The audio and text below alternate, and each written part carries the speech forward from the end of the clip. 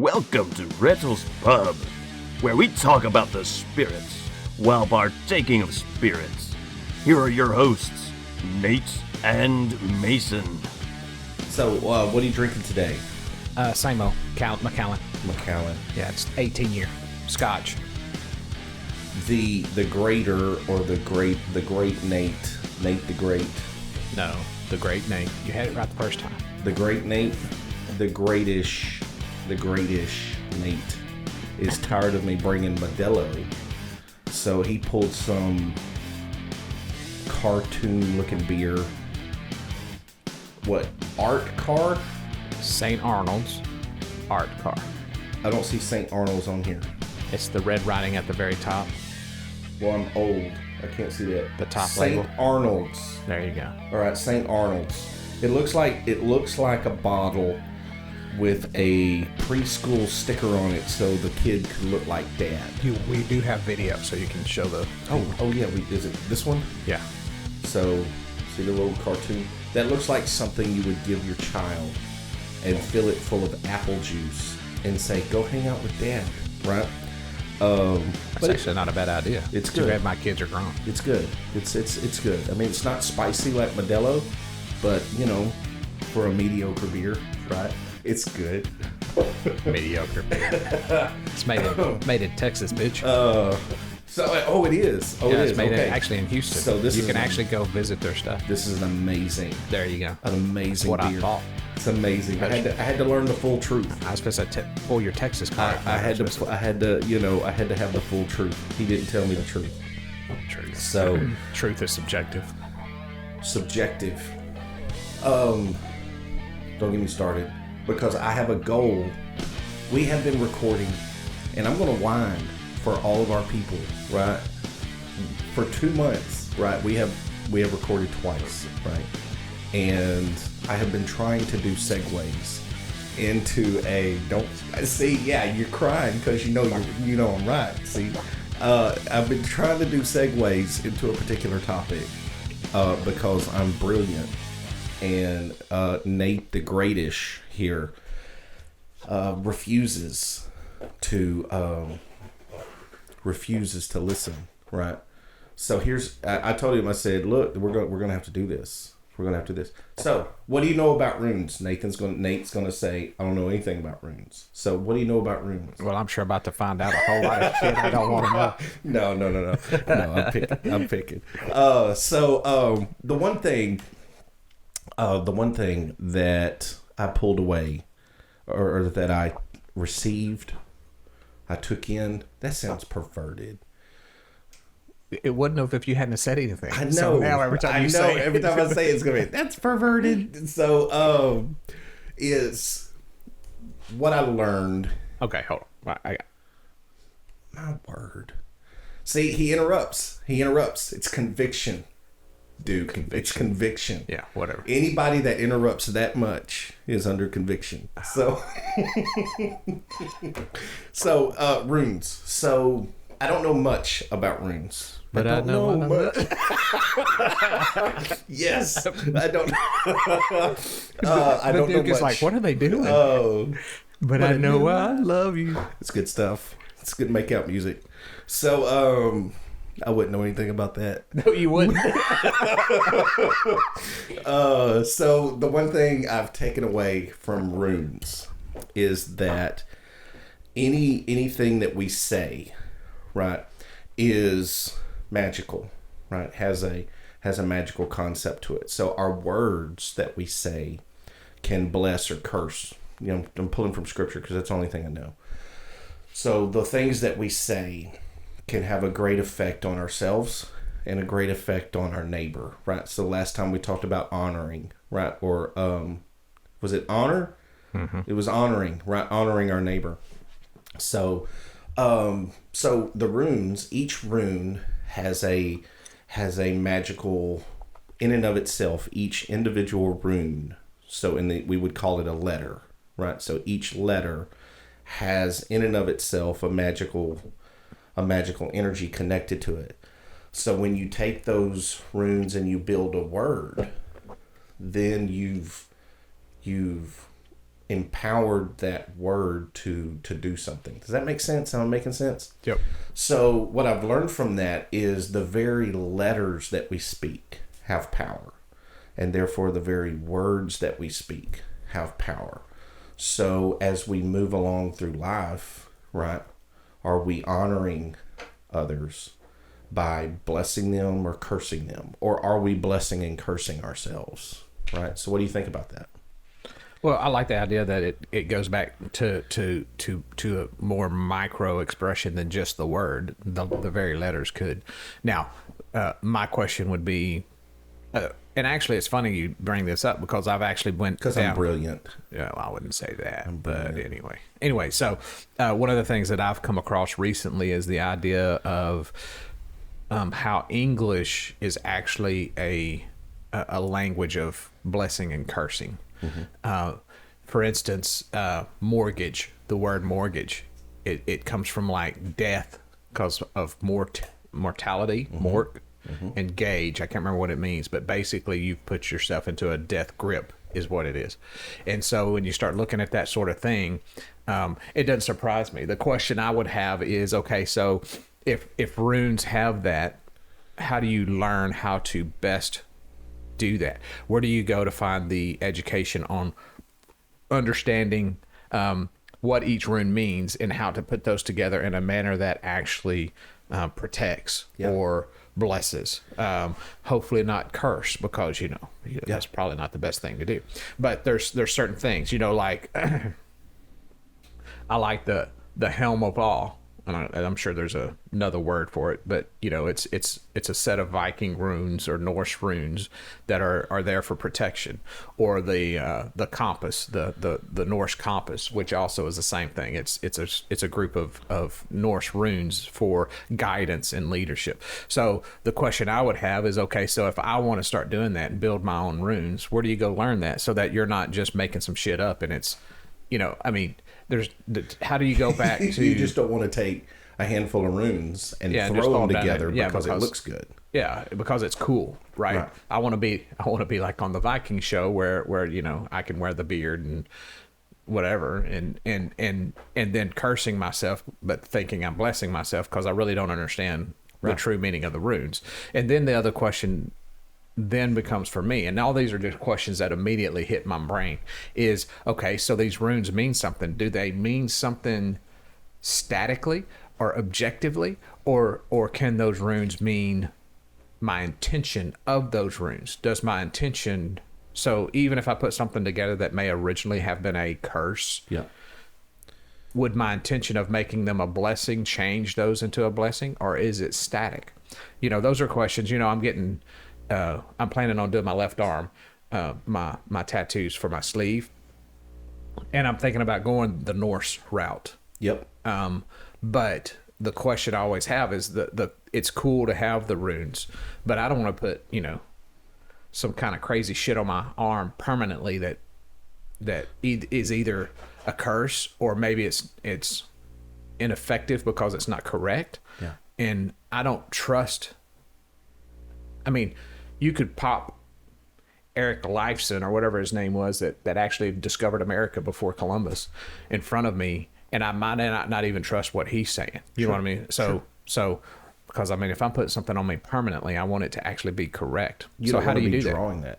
And like I say, this is from years ago, so my old brain is not as sharp as it should be, but I would trust the books of the Elder Futhark,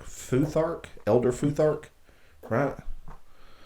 He's from the country, folks. He probably got that all kind of incorrect. Yeah, I got it right. Elder Futhark. Elder, Elder, and then Futhark is Futhark, which is the classic, right? And then you would go from there, and whatever books that refer to or are pro Elder Futhark, right? Because they got to be together, right? So whatever book or teacher that would go to or support Elder Futhark rune study or runology. Did I just create a word? You probably did. Probably not. So, anytime I do runes, anytime I look at runes, the references that I look at are the Elder Futharks. And anybody that I find on TikTok or YouTube, podcast, if I'm interested, because being ADD, you have a random move of fixation, right? So if I fixate on the runes and I study them, the one thing I go to is the Elder Futhark. Now, that's probably, there's a class, you got the Elder Futhark and then the regular Futhark, I'm assuming. Because I know that there's a class distinction. There's like party lines where people, even within the heathen movement, clash. Because that's not the legitimate Futhark. That's not the legitimate, runes, right? So you're still gonna have people that you butt heads with, right? But that's what I would do, is go through and study the classics, right? Yeah. And go to the Eddas, right? And study the Eddas, the classics from Snord. The writer's last name is Snord. I actually know who that is. Yeah. I'm impressed. For somebody that's got beer like this, that's impressive, right? So, for those of you that are listening, I just shot the bird. It does nothing to me. That's a rune of its own. That's Nathan telling me. That's Nathan telling me he loves me. That's what that is. So I just made him uncomfortable. So, but yeah, runes. See, the deal is basically when you say, what do I do, right, to make sure that I don't put a curse on somebody or put a curse upon myself, that's the point, is you have to meditate, you have to process, you have to think before you speak, because is what you're speaking, is the intent behind the words, is the intent behind the phrase negative or positive? Is it helpful or harmful? So that means that we cannot respond offshoot, right? We can't respond from our trauma, or we can't respond automatically from our emotions, right? Because the very words that we say could definitely have an effect on the person we're speaking to, regardless if that's a friend or a friend or foe, right? And then it also may turn around and come back to me. So not only is the other person at stake, right, but I myself am at stake, and therefore I have to be careful on what I say, how I say it, and the intent behind it, because I don't want to put a curse on somebody. Because I've been studying witchcraft, so I've been studying Wicca, right? And there's the rule of three, right? So the rule of three is whatever I send out, it's going to come back threefold, right?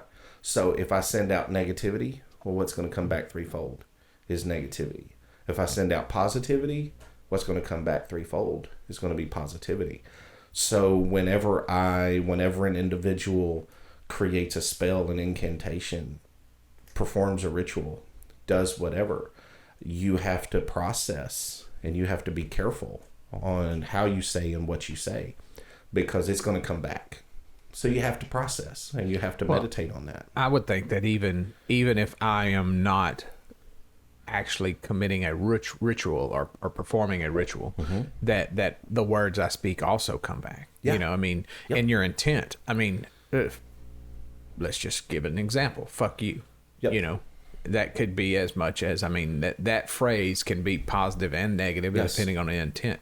There's a joking, I tell you to fuck you all the time. Right. We chat each other and shoot the bird. Yep. That's all the time. All the time. In church, I'll pull out my phone and do it and send Nathan somebody flipping a bird. Right? Yeah.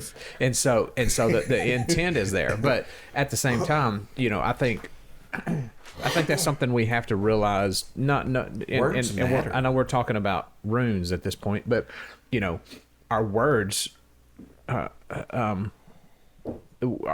words are exactly that as well. Where our intent can actually curse us, yes, and come back threefold, as you say. And I think we need to keep that in mind all the time. And that's something I struggle with because you're responding from your trauma. Well, there's that, and there's a point where like people fucking get on my nerves, right? And I'd be like, "Fuck you, right? I ain't got time for your shit," And so I have to watch what I say not necessarily from a point of trauma. Sometimes it's just frustration at you're a fucking idiot. Right. You know what I mean? Yes. And so then I respond as like, fuck this shit, you know? And so it has to do with the intent. And regardless of whether we do runes or English or words or just words in general, even Spanish. I mean, I think your intent surpasses or transcends your language. Yes. In other words, it transcends whichever language you make. And so, you know, calling someone a pendejo is just as bad as calling someone a fucking idiot. You know, Right. I mean, it's your intent. Anyway, it's the energy behind that. Yeah. Now let's bring that. We've spoken about heathenry. We've spoken Wicca. So let's go into the church, right? Let's go into the Christian community, right? There is a complete lack of honor of your neighbor within the I like to fixate on the evangelical movement because there's so much to fixate on, right? There's so much issues there. But within the evangelical movement, not just Protestantism as a whole, but the evangelicals, there is a lack of human dignity. So they say shit from the pulpit that is absolute negativity, right? And of course they do it in the name of love, you know, do all in the name of love, right? No. And from the pulpit, while they are trying to heal, whatever, right, you know, they're trying to nurture, no. They are absolutely creating dark Luciferian spells, right? And totally with their very words, tearing down and cursing somebody. well, I mean, I went to a church, the wizard rod guy. Yes. You know what I'm talking about? The wizard rod. Yes. That dude would curse somebody. Like he would put a curse. I'm not talking like cuss, like motherfucker. He would this The dude curse of God upon your life. he would curse you. Yeah. Like put a curse on you. And to me, I'm like, that's that is pure diabolical. And then I had another pastor that he would never say fuck you, but he would say bun you. Same intent. Are you serious? Yeah, he actually preached at camp meeting one year, and he was talking about sinners or something, and he was like, you know, I'm going to preach the truth, and if they don't like it, we'll bun them. You know, Are you serious? Yeah. He would say fuck them. Basically, I mean, Right. that's what he was Bun saying 'em. is fuck them. But he wouldn't say fuck. He would say bun them. Which, I mean, that in itself is Everybody knows what he's saying. yeah. And so, you know, That's there's so this sad, man. you can't get away from that shit. You know, and so when you start looking at that, you realize that there is no consideration of words. And that's one thing, you know, yes, do I struggle with it? For sure. But my therapist, you know, and I'm just going to brag on myself a little bit. My therapist is always talking about how one of the things that she thinks that has helped me heal as fast as I've healed is because I'm very precise with my language. Like even when I'm talking to her, I'll say something and I'm like, I was angry, but angry is too strong a word, but I'm not sure what word to put there, you know? And so, or I was hurt, and hurt's too strong a word, or I was this, that, and the other, but that's really not what I'm trying to say. I'm trying to, you know, and so, for the most part, I am pretty cognizant of the words I use and the language I use, because I think that I've always believed that the words we use actually influence who we are and what we think. I think they can actually influence the outcome of specific situations. Even though I'm a firm believer in those steps which are ordered in front of me are going to be there for me no matter what. I also believe that the language we use can change the way we view those steps. Yes. So I'm going to go through this step regardless. And if it's a painful step, I can either embrace it and love it because it's showing me something, or I can fight it all the way and be bitter and not learn anything from it. Yes. You know, and so in order to really be effective in life, in this pursuit of ascendance, however you want to say it, whatever you want to call it, you know, your language actually, I believe, influences how you engage with all that. Yeah. And so, yes, we were talking about runes, and now we're not. So this is your fault. Hey, I I did what I wanted to do. He's fussing about his topics being circumvented. They are. But the fact of the matter is that every word we say means something. It does. And if we're not cognizant of that, and we don't keep that in mind, then we'll start saying some shit that keeps us down or keeps us unevolved, which is something that I try to be very clear of. Right. Now, the problem is when I start having a little bit of this, I tend to be a little bit more free with that language, and I don't filter, and I don't. In fact, my brain's not working right now. I don't pay attention to the words as often when I'm a little bit inebriated than when I am not. I don't think that's necessarily a bad thing. I think our intent is the same. I just tend to be a little bit more free with that language. I would like to say that I'd like to go back to a previous statement that you are very cognizant of how you speak, what you say, and the heaviness of the words, right? And then we make statements like angry, and then we follow up with, but I don't think that's the proper word I need. That's the feeling behind it, but I'm looking for the proper word. And I think where that stems from is that we are actively working to become the person we needed from our childhood or through our dark night of the soul.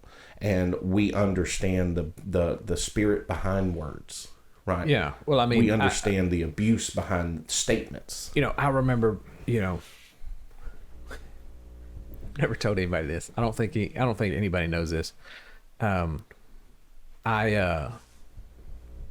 was probably 10, 12 years old, and this has nothing to do with words necessarily as much as actions, but I was a chunky kid and liked to eat, and gained a lot of weight when I was a kid. Mm-hmm.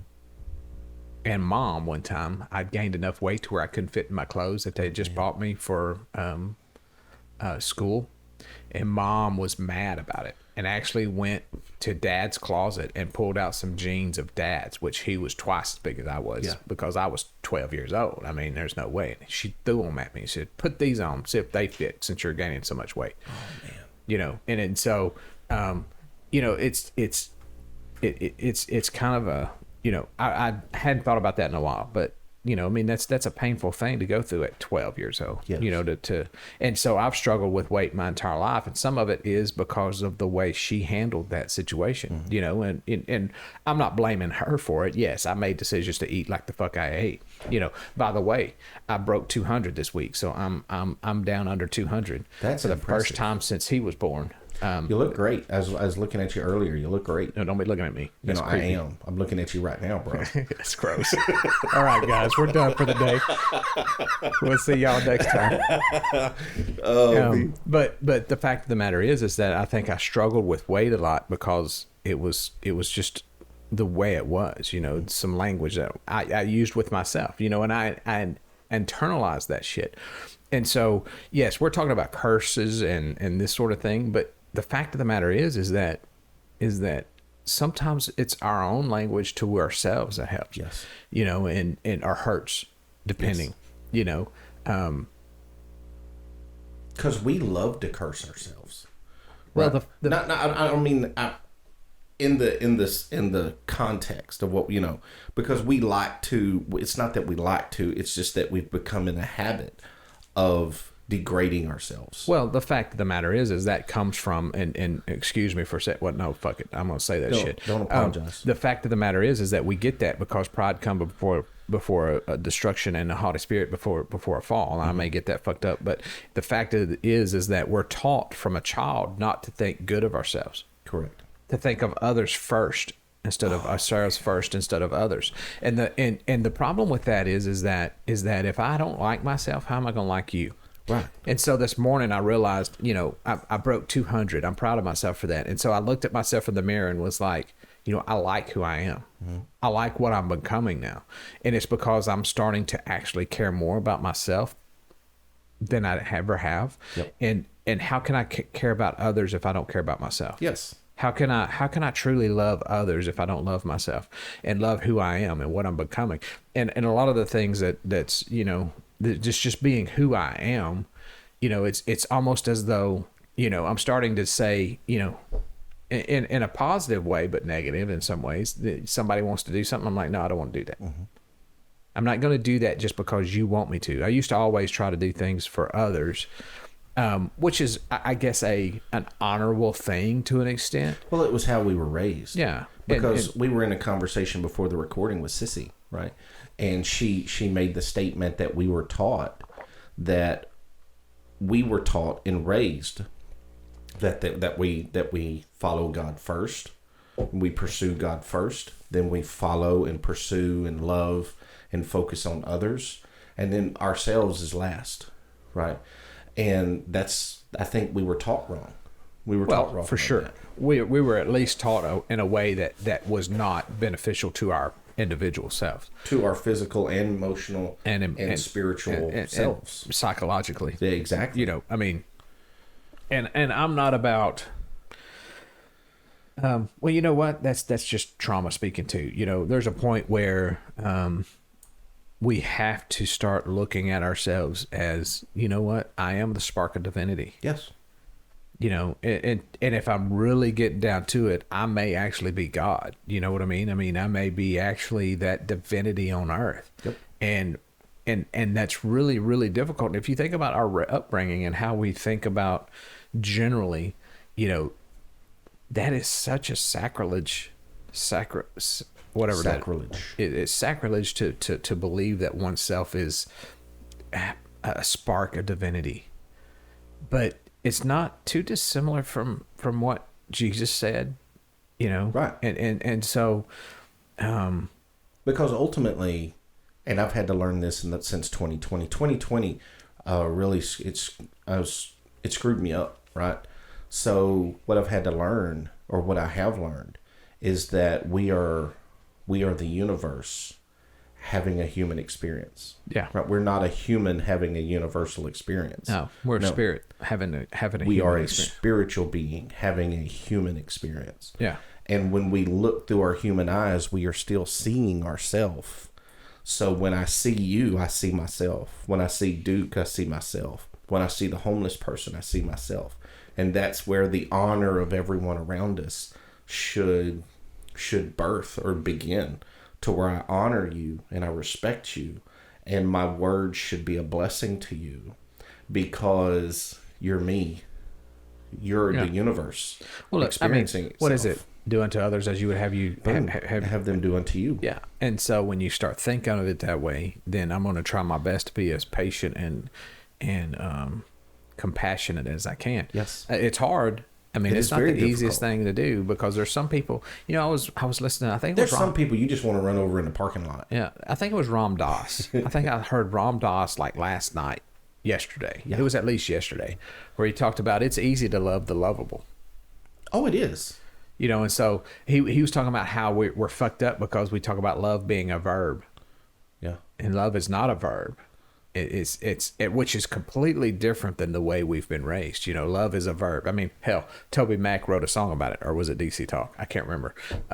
About love being a verb, and it's not. It's not a verb. It's at the very least, it's not the verb that we've been raised to believe it is. Yes. And so anyway, I just thought that was interesting, because he said something at the end that said, it's amazing that if you love others, you cease to exist. Mm-hmm. It's no longer me.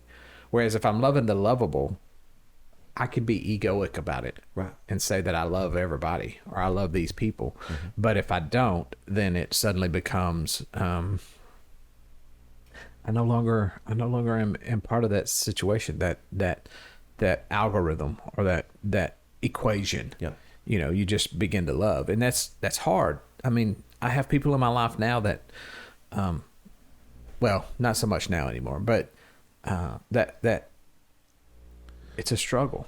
It's a struggle to really, truly love. And what does that mean exactly?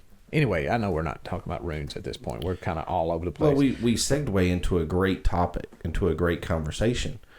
But Jesus himself taught that we love our neighbor and we love our enemies and pray for them that despitefully use us. And that is our struggle. You are correct. That is our struggle. But I think our struggle is necessary for our spiritual evolution, right? So we need struggle so that we can check our ego and that we can grow spiritually and evolve into the higher self that we need, right? But yeah, I don't know.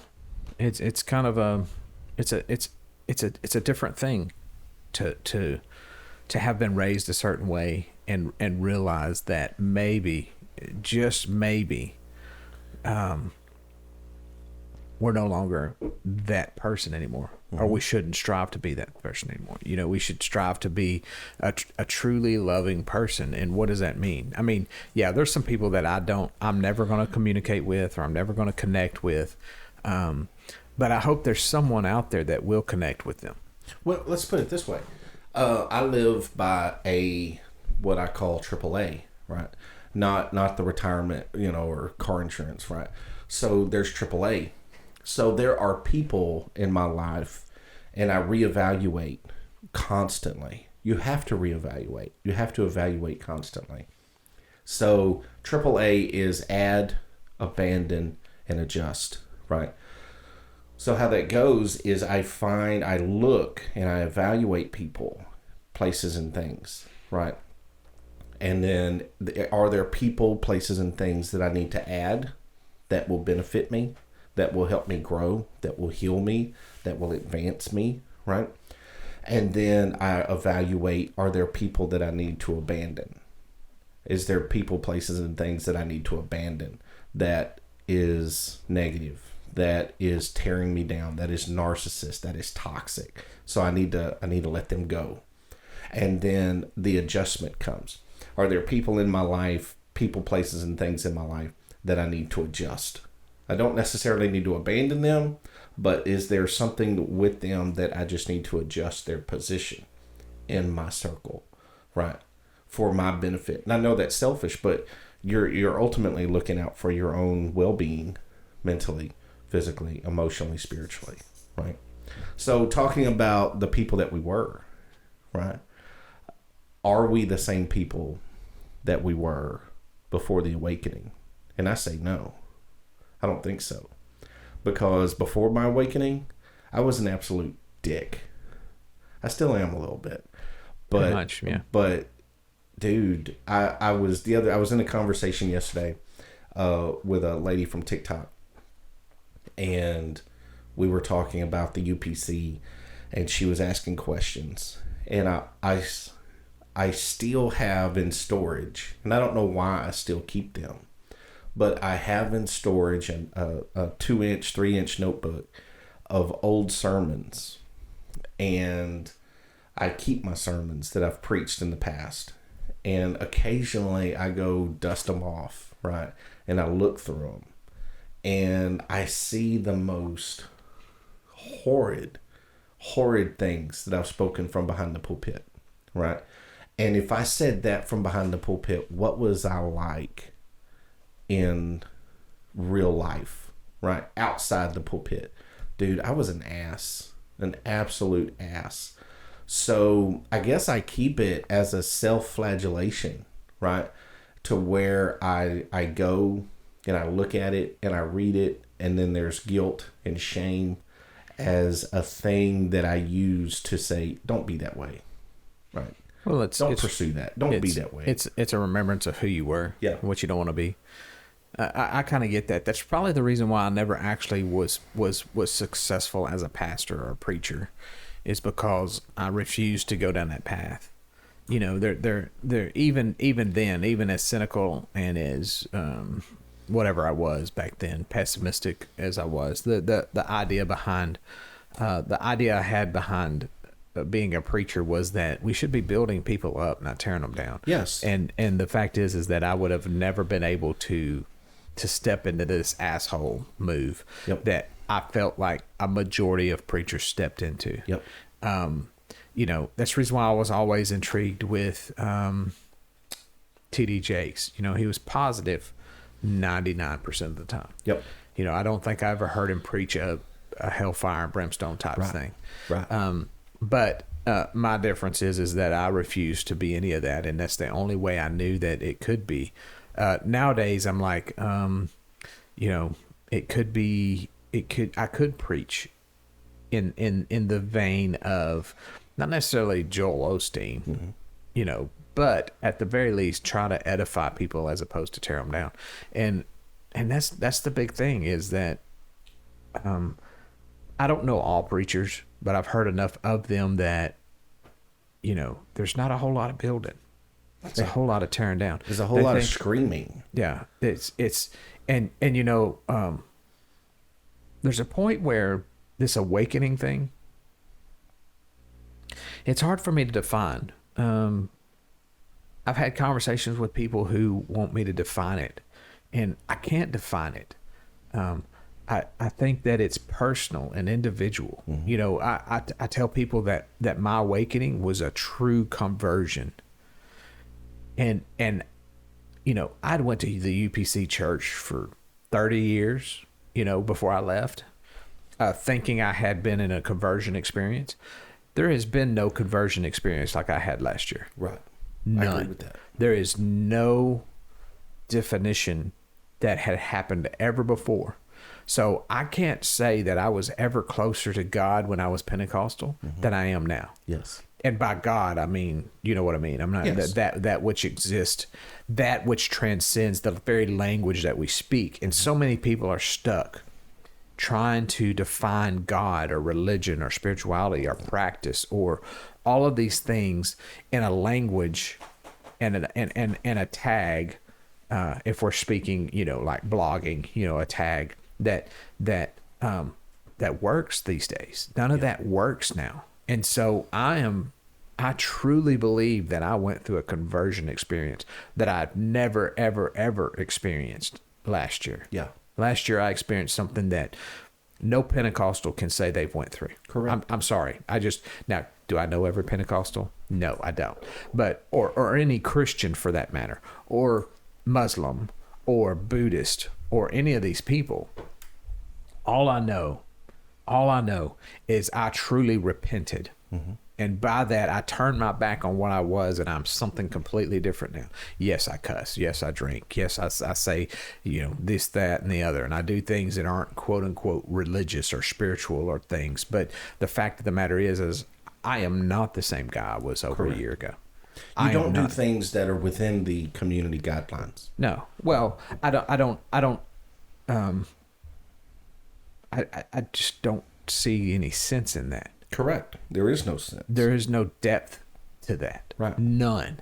I see absolutely no depth to it. And I'm not judging people. If Christianity or Islam or Buddhism or Hinduism, whatever that is. Hinduism. None of that. I'm not mad at any of that, but don't come at me with that fucking shit. Don't come at me. I know what I experienced, and it fits under none of those umbrellas. None of them.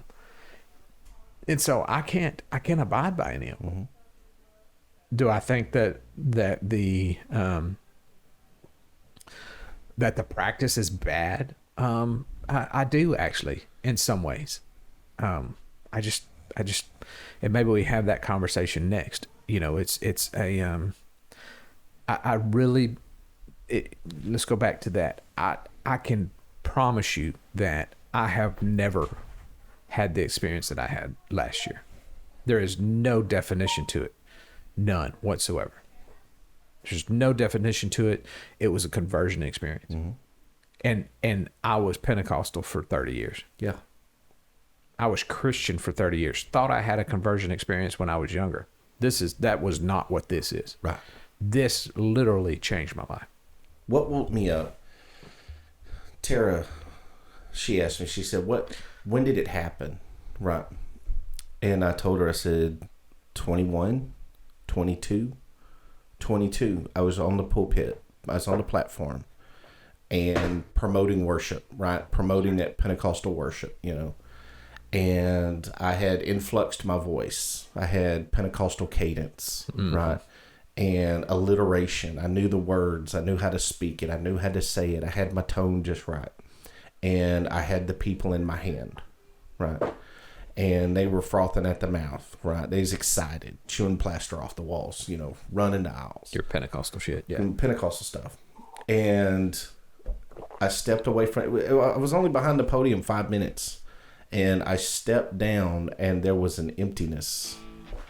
And I walked to the back of the church, and I turned around, and I began to watch people, and there was nothing, absolutely nothing. And I asked, and I'll never forget this, I asked the one question: what's the point? There's no liturgy. There's no devotion. There's no pursuance. There is just excitement, emotionalism, emotional manipulation. And that's right there is what brought me to the realization I don't want to be a part of that. So I began to pursue I began to go back to the old friend, right? I went back to the old friend of meditation that I had experienced pre-2020. And I was like, this is it. This is the practice. This is the pursuing of a higher self. Right? Not screaming, not yelling, not chewing plaster off the walls, but the calm pursuits of the universe.